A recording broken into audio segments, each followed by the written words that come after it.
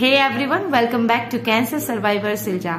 आज हम बात करने वाले हैं पेट स्कैन के बारे में। सबसे पहले हम देखेंगे पेट स्कैन होता क्या है, उसके बाद हम देखेंगे पेट स्कैन किया क्यों जाता है, थर्ड हम देखेंगे पेट स्कैन के लिए कौन कौन सी प्रिपरेशन की जाती है, और सबसे लास्ट में हम देखेंगे पेट स्कैन के लिए कौन कौन से प्रिकॉशंस लेने चाहिए। तो वीडियो स्टार्ट करने से पहले मैं आपको बता देना चाहती हूँ, मैं खुद एक कोलोरेक्टल कैंसर पेशेंट हूँ और मेरा जो कैंसर है डिटेक्ट हुआ था 2020 में, और वहां से लेकर अब तक मैंने टोटल 5 बार पेट स्कैन करवाया है। तो ये जो वीडियो है ये totally patient point of view यानी मेरे पॉइंट ऑफ व्यू से है। तो आज का वीडियो फटाफट से स्टार्ट करते हैं। तो सबसे पहले हम देखेंगे कि पेट स्कैन होता क्या है।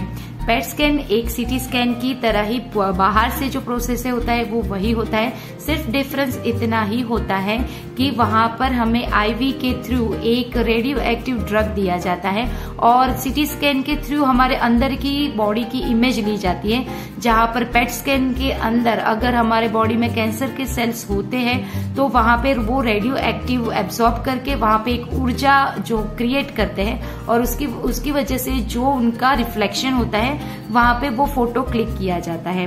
तो ये होता है पेट स्कैन। अब हम बात करेंगे पेट स्कैन किया क्यों जाता है। पेट स्कैन ये पता लगाने के लिए किया जाता है कि अगर हमारे बॉडी में कैंसर के सेल्स है तो क्या वो एक ही जगह पर है या फिर वो आजू बाजू कोई भी अदर पार्ट में फैला हुआ है या फिर नहीं, वो देखने के लिए किया जाता है। उसके अलावा अगर हम कोई ट्रीटमेंट ले रहे हैं जैसे कि केमोथेरापी या फिर रेडियोथेरापी, तो उसके अंदर हमें ट्रीटमेंट का फायदा हो रहा है या फिर नहीं हो रहा है, उसके लिए भी पेट स्कैन सजेस्ट किया जाता है।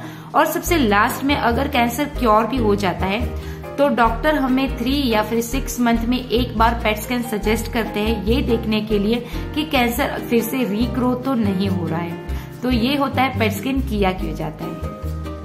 अब हम बात करते हैं पेट स्कैन के लिए कौन कौन सी प्रिपरेशन की जाती है। तो पेट स्कैन के लिए जैसे अगर कल सुबह 7 बजे का अपॉइंटमेंट होता है तो आज रात 12 बजे से हमें खाना बंद करना होता है, पानी हम पी सकते हैं। और उसके अलावा जो पेट स्कैन होता है वो जनरली अपॉइंटमेंट से ही होता है, तो हमें प्रायर अपॉइंटमेंट भी लेना पड़ता है। उसके अलावा अगर हम बात करें तो एक जनरल ब्लड टेस्ट वो लिख के देते हैं जिसमें ब्लड टेस्ट होता है, शुगर का टेस्ट होता है, किडनी का टेस्ट होता है। वो सारे रिपोर्ट्स अगर नॉर्मल है तो ही हमारा पेट स्कैन हो सकता है। तो जैसे मैंने आपको बताया रात को 12 बजे से हमें खाना बंद करना होता है, जैसे सुबह 7 बजे का अगर अपॉइंटमेंट है तो वहां पर जाके हमारे हाथ में कोई भी वेन होती है उसको पकड़ के वहां पर आईवी सेट लगाया जाता है और टेस्ट के 60 या फिर 90 मिनट से पहले हमारे बॉडी में एक रेडियो एक्टिव ड्रग दिया जाता है।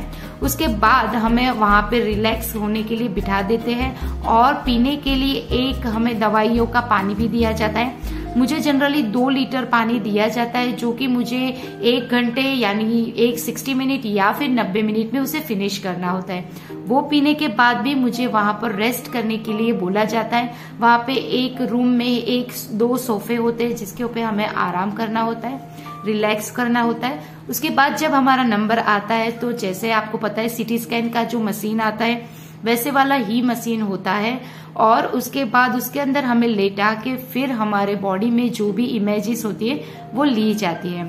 कई बार जैसे कोलोन कैंसर मेरा है तो जहां तक मुझे इलियोस्टोमी नहीं थी तो उस वक्त मुझे आईवी सेट से रेडियो एक्टिव ड्रग भी दिया जाता था और एक इंजेक्शन भी मतलब जो पेट स्कैन के दौरान है वो दिया जाता था। उसके अलावा मुझे नीचे से लेटरिन की जगह से थोड़ा थोड़ा करके पानी भी फिल किया जाता था और उसके बाद इमेजेस ली जाती थी।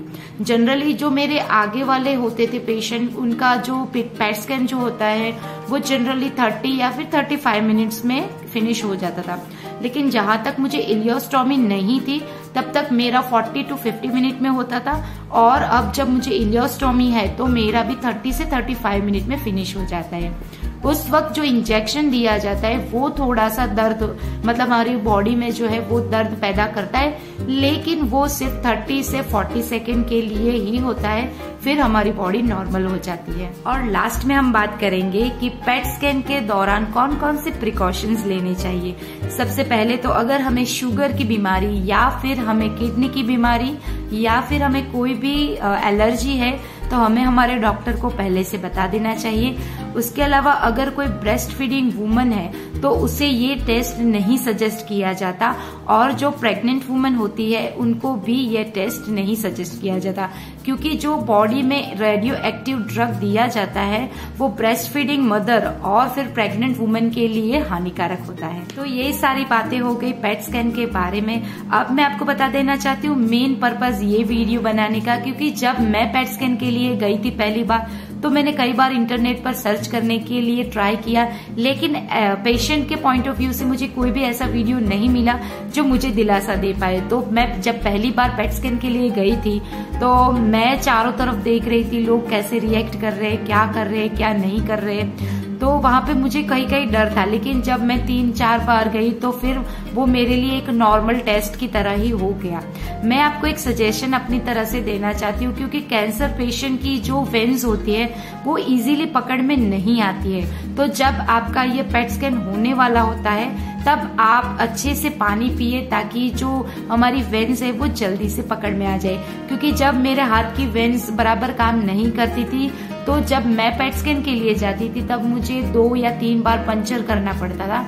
लेकिन जब मैंने पानी पीना शुरू किया और जब मुझे रिकवरी स्टेज जब मेरा स्टार्ट हो गया तो फिर मुझे ये सारी प्रॉब्लम्स नहीं आ रही थी। तो आज का वीडियो यहीं पर एंड करते हैं। पूरा वीडियो देखने के लिए थैंक यू वेरी मच। अगर आपने मेरे चैनल को अभी तक सब्सक्राइब नहीं किया है तो प्लीज इसे सब्सक्राइब कर लीजिए और इस वीडियो को अपने फ्रेंड्स और फैमिली के साथ शेयर कीजिए।